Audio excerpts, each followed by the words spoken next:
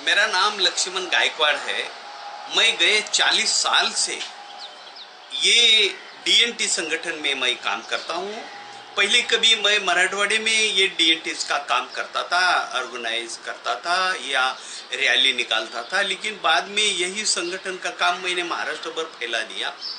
फिर यही आंदोलन मैंने आगे चल के महाश्वेता देवी, गणेश देवी, हम मिलकर एक डीएनटी रैग बोल के पूरे देश में हमने ये आंदोलन फैलाया।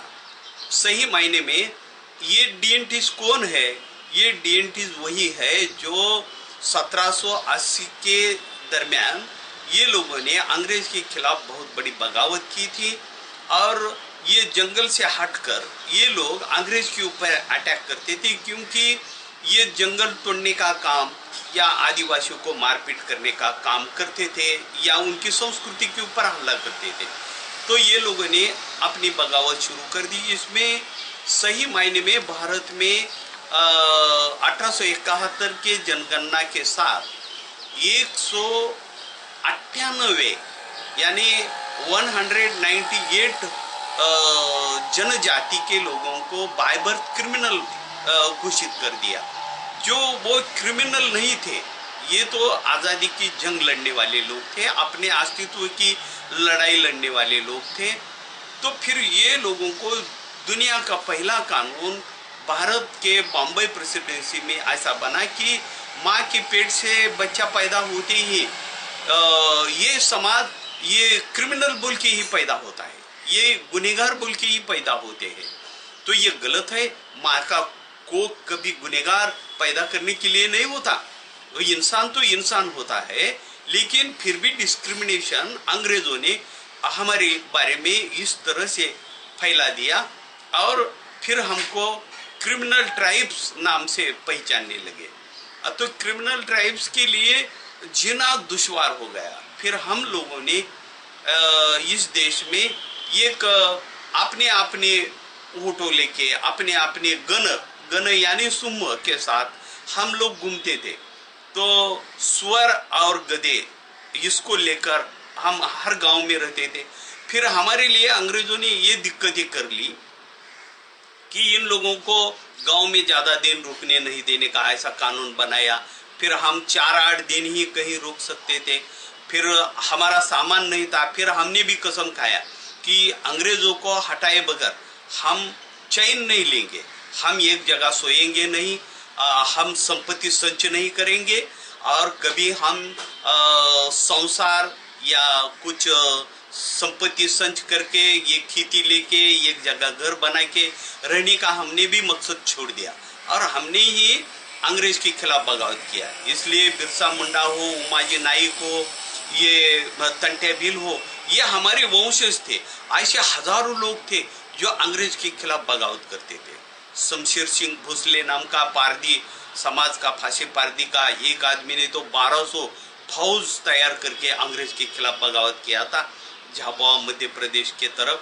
तो उसके 1000 सैनिक उस समय मार दिए। लेकिन जी आप ये बताइए कि डिनोटिफाइड ट्राइब्स जैसा आप कह रहे हैं वो आंदोलनकारी, फिर उनकी पहचान अपराधी की कैसे बनी समाज में? ये तो क्या हुआ, पहले तो ये क्रांतिकारक बोल के बाहर आए, लेकिन अंग्रेजों ने इस तरह से 1871 में बाय बर्थ क्रिमिनल का लॉ बनाया। जब से वो पुलिस में, ये अकादमी में, लॉ में ये सब हमारी हिस्ट्री आने लगी। ये कितने कद के होते हैं, कैसे होते हैं, इनके सुम्मो कैसे होते हैं, उछले कैसे होते हैं, भामटे कैसे होते हैं, पारदी कैसे होते हैं, इनकी हिस्ट्री बनाई। और 1871 में इन लोगों को जब बाय बर्थ क्रिमिनल ठहराया, तब से हम लोग गांव से अलग थलग पड़ गए और लोग भी बोलने लगे कि ये साले सही क्रिमिनल है और लोगों में भी वही पहचान हो गई। सही बोले तो हम क्रिमिनल नहीं थे, हम तो अब बहुत अच्छे कलाकार हैं, क्योंकि हमारी कला इतनी अच्छी है। कोई बांधकाम करेगा, कोई मूर्ति बनाएगा, कोई गांव में लगने वाले अच्छे साधन बनाकर इस देश में बेचने का प्रावधान था। कैकाड़ी यानी काड़ी से शिल्प बनाने वाला, पाथरूट बोले तो पात बोले तो रास्ता, वट बोले तो वठवनारा यानी रस्ते बनाने वाला, वड्डर यानी पत्थर तरस के पत्थर कटवा, ये लोग अच्छी तरह से मकान बनाते थे, किले, हाँ, ताजमहल, वेरूळ अजंता किसने बनाया? हम लोगों ने ये बनाए, डीएनटी के लोगों की ये सही बोले तो मिरासदारी है। और फिर भी उनको क्रिमिनल कह के हमको बदनाम कर दिया। निजाम सागर भी आप लोगों ने, हाँ, निजाम सागर बनाया। इतने बड़े बड़े तालाब थे, पानी की जितने झरने आज बहते हैं, लोग पानी पीते हैं, वो सब ने तो हमने बनाया है, क्रिमिनल ट्राइब्स के लोगों ने। क्या आपकी जानकारी में लक्ष्मण भाई ये बात है कि जब ये कानून बना अंग्रेजों के द्वारा, क्रिमिनल ट्राइब्स एक्ट जब आया, तो क्या भारत की तरफ से कोई विरोध हुआ यहाँ किसी क्रांतिकारी ने या कोई बड़े समाज सेवक ने आगे बढ़कर विरोध किया इस कानून का? नहीं, ये ऐसा हुआ कि कुछ लोग एडजस्टमेंट करते थे अंग्रेज के साथ। जिन लोगों ने समझौता किया, राजे महाराजे हमारे देश में बहुत बड़े पैमाने पे थे, 5700 राजे थे हमारे देश में। भारत कोई देश नहीं था, ये बाद में अंग्रेजों ने बनाया। लेकिन हम उस समय खाना बदोश के लोग जो थे, अभी जैसे बंजारे है यानी लंबाड़ी है, बंजारे यानी बैल के ऊपर एरधार करने वाले, 1,000 बैल, लकेशा बंजारा यानी 1 लाख बैल के ऊपर सामान लाद कर राजाओं को या अलग अलग हिस्सों में पहुंचाने का काम करता था। यानी वो स्टेशनरी सामान बेचता था या ये करते थे, ये व्यापारी लोग थे। लेकिन ये गुनहगार कैसे बन गए? ये इनको तो गुनहगार बना दिया क्योंकि इनकी आज़ादी, इनकी संस्कृति पर जब आंच आने लगा तो ये लोग हाथ में हथियार लिए। सही बोले तो गुरु नानक का जो ये पंजाबी का जो ये है, सिख पंथी है, सिख पंथी में सबसे ज़्यादा डीएनटी के लोग हैं क्योंकि ये बगावत करने वाले लोग थे अंग्रेज के खिलाफ। लेकिन ये कुछ भी बातें हो, लेकिन ये इंसान है, इंसान की तरह इनको रहने का मौका देना चाहिए था, वो इस देश में नहीं मिला। अभी हम अंग्रेज के खिलाफ गाली या उसके मकसद से देख रहे हैं कि इन्होंने अन्याय किया, लेकिन हम बोल रहे अंग्रेज अच्छे थे क्योंकि उन्होंने हमको क्रिमिनल बोलने के बाद भी कोई एजुकेशन देने का काम या उनको बसाने का काम करने का साजिश था। क्योंकि 52 सेटलमेंट्स इस देश में बनाए गए, हम लोगों को कैदी के जैसा बर्ताव किया, लेकिन सुधार भी लाया था। लेकिन आज़ादी के बाद हम लोगों को इधर आज़ादी मना रहे थे लोग 15 अगस्त 1947 में, हम आज़ादी के पक्ष में रहने वाले लोग, क्रांतिकारक लोग, हम उस दिन हाजिरी लगा रहे थे कि पुलिस स्टेशन में जाकर हम 4-4 बार हाजिरी देना पड़ता था सेटलमेंट में। और इधर आज़ादी में ये सेटलमेंट बोले तो अंग्रेज का सुधार कारागृह था, ये फ्री सेटलमेंट। इसमें कौन है? हुबली, धारवाड़, गुलबर्गा, दिल्ली, मध्य प्रदेश, झाबुआ में ये लोग रहते थे, सोलापुर, मुंडवा, अंबरनाथ, ये हमारे सेटलमेंट थे। और यहाँ पर बड़े बड़े कारखाने थे, सूत गिरनी थे, कापड़ गिरनी थे। कैदी लोगों का सब कुछ बनाने का काम हम लोगों पे जिम्मे था उस समय। कपड़ा बोने का, कपड़ा सिलाने का, ये सब हम काम करते थे सेटलमेंट में, और उसकी ट्रेनिंग हमको दी जाती थी। 47 में आप बता पाएंगे कितनी जातियाँ आइडेंटिफाइड ट्राइब्स की सेटलमेंट में थी और कितनी संख्या रही होगी अमूमन? उस समय का आंकड़ा ही है कि वो बाबा साहब आम्बेडकर ने लिखा है कि हिंदू धर्म में गुनहगार जमात के 3 करोड़ लोग हैं। यानी आज़ादी, वो ये 1948 में उन्होंने वो किताब लिखा है, उसमें जिक्र किया कि अछूत लोग 5 करोड़, आदिवासी लोग 2 करोड़ और क्रिमिनल ट्राइब्स के 3 करोड़ लोग। अगर इतने हैं तो बाबा साहब आम्बेडकर ने भी संविधान बनाते समय अगर ये हिंदू का सबके नीचे का तबका है, पहले दर्ज में नाम है कि क्रिमिनल ट्राइब्स के लोगों को क्यों अनदेखा किया गया है इस देश में, तो फिर अंग्रेज ने जिसके लिए सोशल वेलफेयर बनाया, सोशल वेलफेयर 1913 में ये सेटलमेंट के लिए आया, इसके लिए बजट का प्रावधान देश में था। अभी वही सोशल वेलफेयर में से हमको निकाल दिया आज़ादी के बाद, और हम क्रिमिनल ट्राइब्स रह गए, और फिर अछूत और आदिवासी लोग उसमें आ गए सोशल वेलफेयर में। जिसके लिए बनाया था उसको बाहर निकाला, और संविधान में हमारा जिक्र ही नहीं क्रिमिनल ट्राइब्स का। डीएनटी का आप यकीन नहीं करोगे कि हमको 5 साल 16 दिन लगे इस देश में हमको आज़ाद करने के लिए। जो आज़ादी के जंग लड़ने वाले थे उनको ही आप क्रिमिनल बना के उनको कैद खाने में रखा। ये कहाँ का आज़ादी है? 1947 में जब देश आज़ाद हुआ तो आप सब लोग सेटलमेंट में थे, जेल के अंदर थे। हम जेल के अंदर थे। 52 में आज़ाद हुआ, तो कभी आप लोगों ने सरकार से जानने की कोशिश नहीं की? 5 साल तक उन्हें याद नहीं है। हमें बोलने का अधिकार ये नहीं था, क्योंकि हम कैदी थे। इसलिए हम संविधान के अंदर हम क्यों नहीं है ये बोलने के लिए लक्ष्मण गायकवाड़ जैसे आदमी को लिखना पड़ा, पैदा होना पड़ा, और वो अपनी समाज की बातें कहने लगा, तब लोगों को पता चला। उछला जैसा किताब नहीं लिखता था तो ये बातें लोगों के सामने आना और भी ज़्यादा दिन लग सकते थे। तो हमारी बातें हमको कहना पड़ा, तब कहीं समाज आज सोच रहा है। और जब 47 में आज़ादी मिली तो हम गुनहगार बोल के हाजिरी देते थे पुलिस स्टेशन में, और इधर आज़ादी की जंग मनाते थे, हम उधर कैद खाने में रोते थे। ये हालत है। अगर आज़ादी के बाद डीएनटी को नकारा गया, इस देश में सबसे बड़ा दर्द हमारा ये है कि कोई धर्म जाति नहीं है डीएनटी में। डीएनटी में सिख के लोग हैं, इसमें बुद्धिस्ट लोग हैं, इसमें मुस्लिम भी लोग हैं, इसमें सिखपंथी लोग हैं, और इसमें हिंदू भी है। यानी इतना बड़ा तबका लेकर हम संगठन करने वाला, कदाचित दुनिया में सभी धर्म को एक साथ लेकर चलने वाला डीएनटी का ही संगठन है, मानो यकीन करो। क्योंकि हम लोग अनजाने में जाने में कहीं मुस्लिम हो गए, लेकिन हम पहले तो क्रिमिनल ट्राइब्स के लोग सभी इस देशवासी है। ये देश की आज़ादी के लिए जंग करने वाले लोग हैं। सही बोले तो हमको स्वतंत्र सैनिक का दर्जा देना चाहिए था।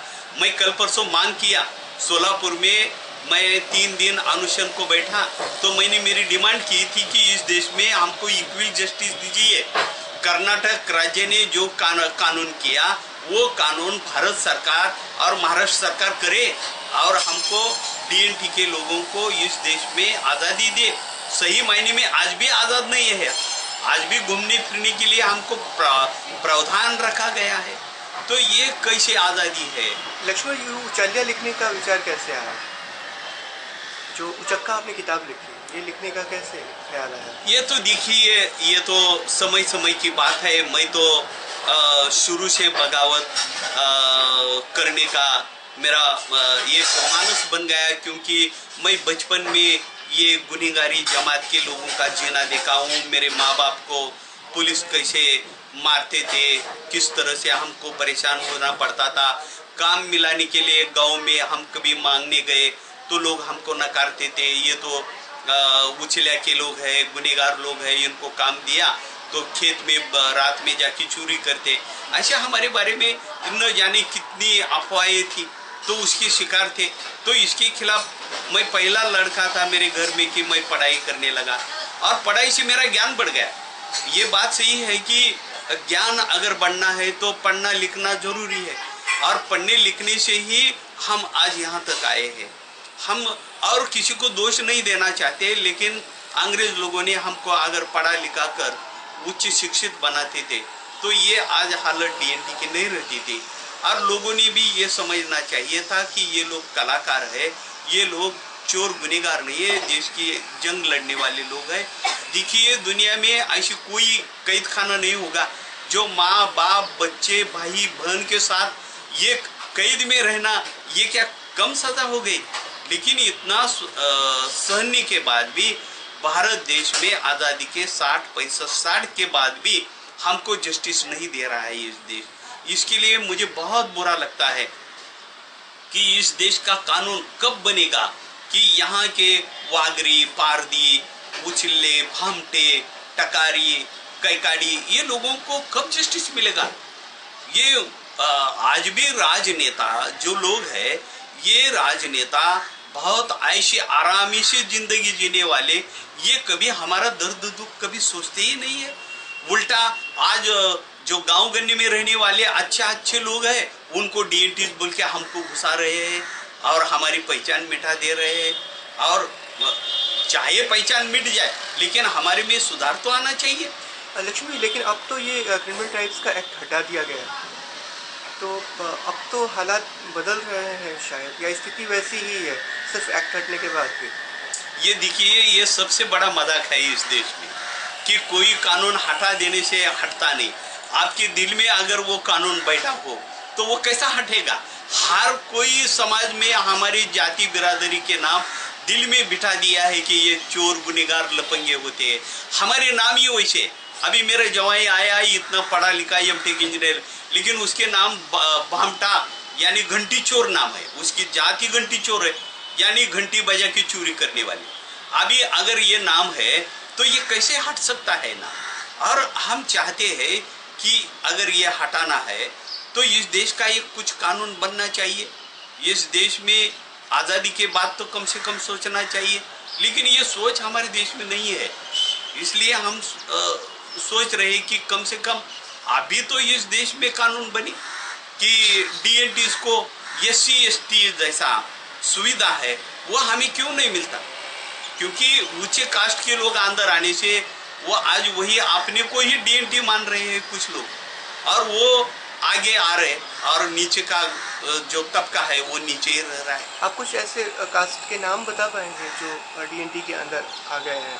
अभी डीएनटी में देखिए घुसपैठ है, ये वंजारी लोग आए हैं, गोसावी लोग हैं, ये लोहार लोग हैं, पंचाल लोग हैं, सुतार लोग हैं, ये और धनगर समाज है जो बहुत बड़े पैमाने में महाराष्ट्र में है, वो भी हमारे में डीएनटी में आए हैं। और गवर्नमेंट भी अपनी राजनीति रोटी सेकने के लिए सबको अंदर ले रहे हैं। अभी अभी तो मराठा भी आ रही है, तो ये गलत बात है।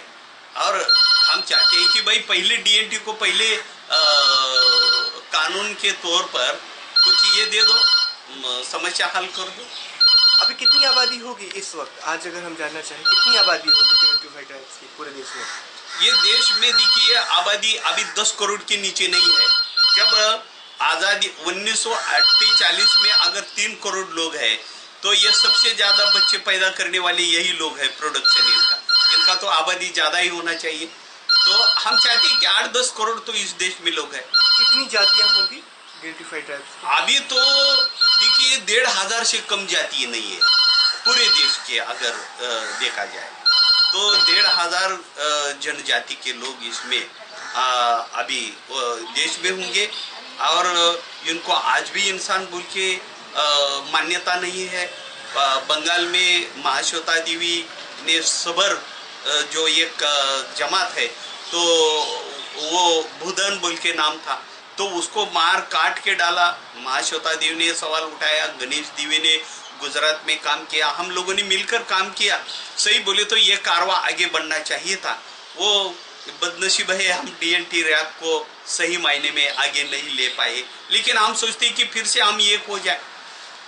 सही बोले तो एनजीओ के लोगों को तो मेरा कहना है कि भाई ज़्यादा एनजीओ पैसा ज़्यादा लेने से आदमी बिगड़ जाता है, सत्ता संपत्ति के नाद को लगने से।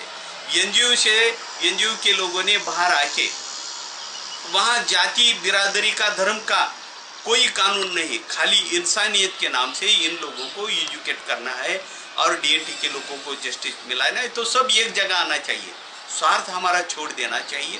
तो मैं चाहता हूँ कि सभी लोग मिले।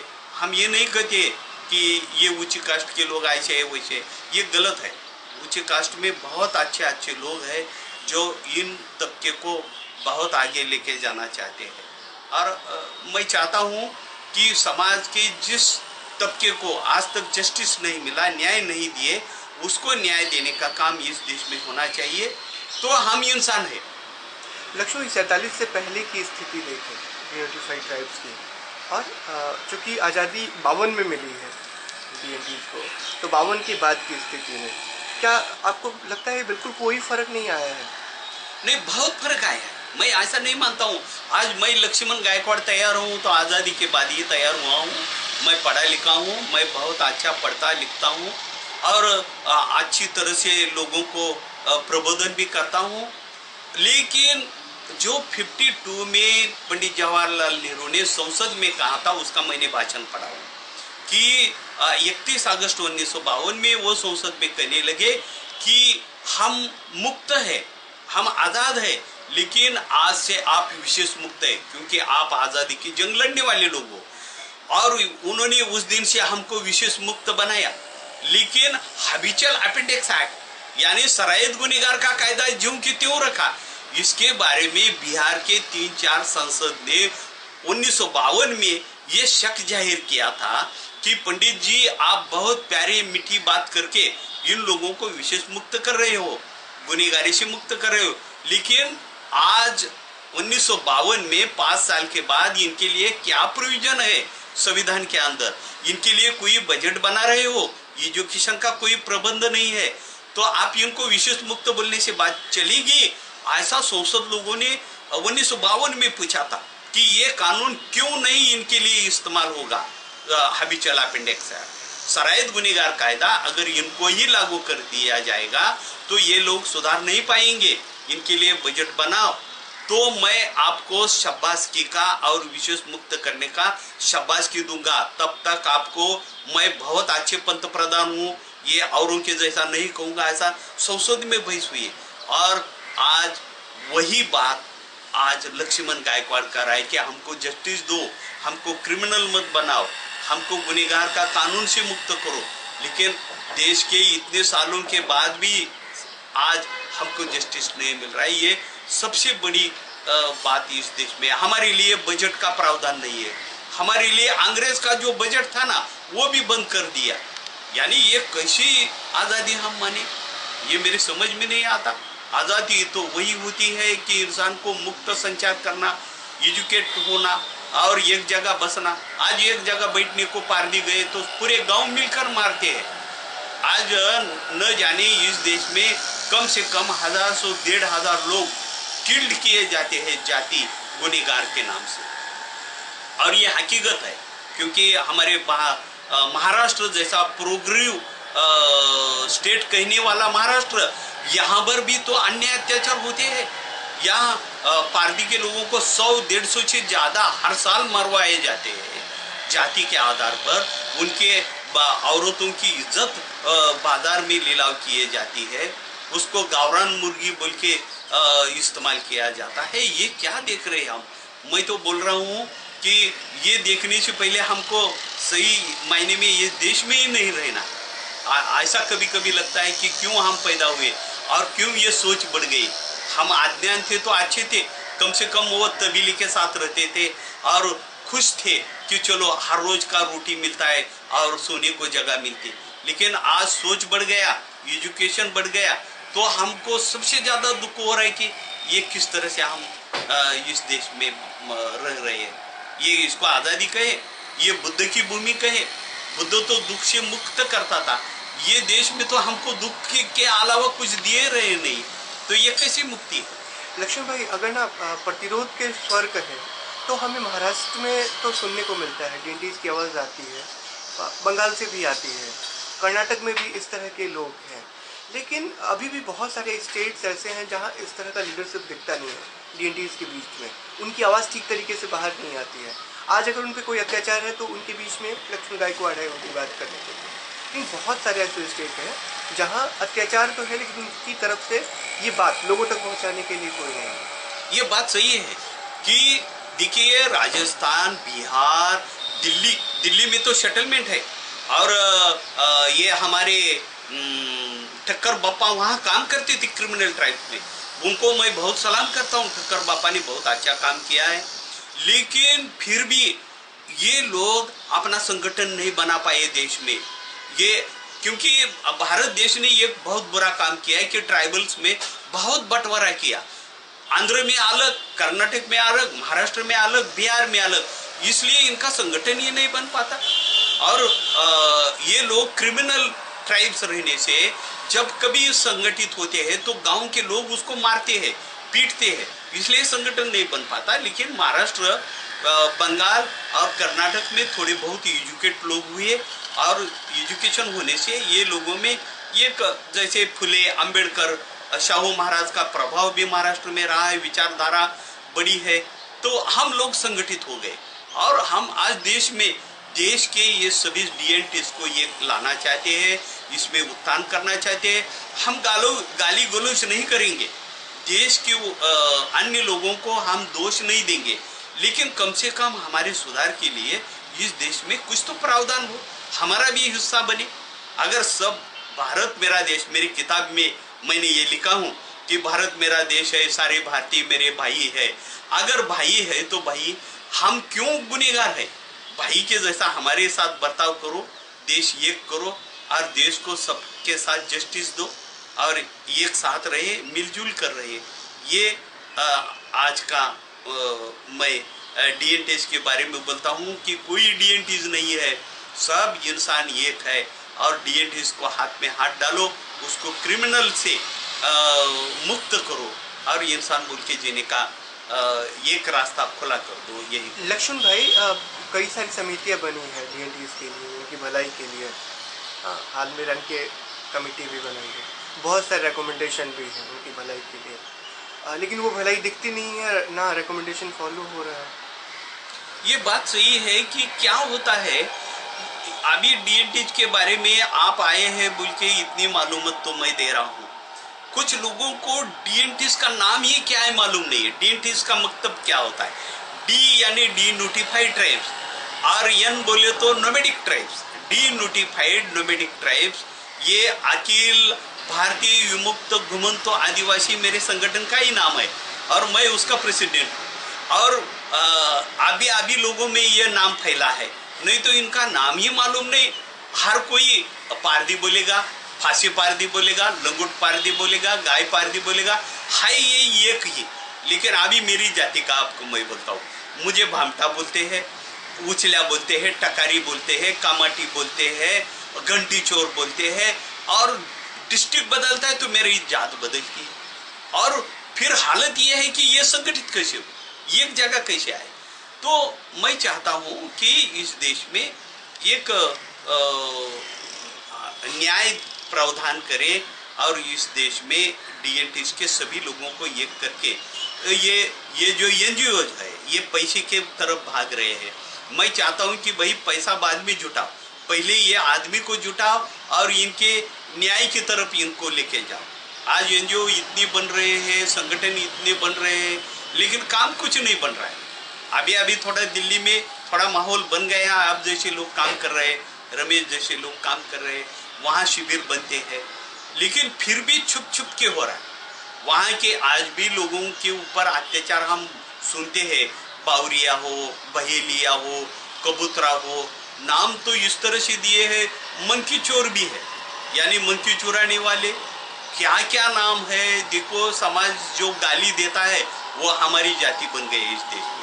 तो हम चाहते हैं कि भाई अभी तो इसको इंसान बोल के स्वीकार करो। लक्ष्मी, मेरा सवाल ये है कि अनुशंसा है, इनकी स्थिति कैसे बेहतर बने, इसको लेकर बहुत सारी समितियों ने अपनी अनुशंसा सरकार तक पहुंचाई है, लेकिन वो फॉलो नहीं हो रहा। फॉलो नहीं हो रहा है, इसका मतलब है कि राजनेता को कुछ करना नहीं, हमारे देश में नया सुधार नहीं लाना है। तो मैं चाहता हूं कि सभी एनजीओ के लोग मिलकर, सभी संगठन मिलकर कोई एक डीएनटी के बारे में गवर्नमेंट तक आवाज उठाए। मैं चाहता हूं कि अभी जो सरकार बनी है इसमें बहुत बुद्धिवादी लोग हैं, विचार करने वाले थिंकर्स है, प्राध्यापक है। तो ये लोग चाहता हूं कि ये लोग अभी कुछ तो सोचेंगे और एक नई विचारधारा लेकर सभी संगठन के लोग मिलकर कुछ अगर इन लोगों को जस्टिस दिया तो अच्छा है। नहीं तो अभी क्या हो रहा है, वाघरी नाम ये गुनेगार जमाती से जुड़ा है। वाघरी बोले तो वाघ की शिकार करने वाले, हाँ, वाघ की शिकार करने वाले, जाली बनाने वाले लोग अभी उसको दिव्य पुत्र बोल रहे और उसका नामांकन कर रहे। अगर उसकी पहचान ही मिट गई तो उसको क्या मिलेगा? और किसान को जैसा खेत है और उसका वो 7/12 मिलता है, हाँ, वैसा हमारी जाति ही खेत की जैसा है। अगर जाति की पहचान मिट गई तो हमको क्या मिलेगा? लक्ष्मण साहब, आज का आखिरी सवाल कि अभी डीएनटीज की स्थिति कैसे बेहतर बने, इसको लेकर आप क्या सोचते हैं? देखिए, मैं बोलता हूँ डीएनटीज को ये एक साफ सुथरा कानून इस देश में बनना चाहिए और सबसे बड़ी बात है कि उनको पहले एक जगह बसाना चाहिए। डीएनटीज के गए 10 साल में जो लोग जहाँ पर डेरा डाल के बैठे वो ज़मीन उनके नाम पे होनी चाहिए, वहाँ एजुकेशन का प्रबंध होना चाहिए और चाहे तो ज़बरदस्ती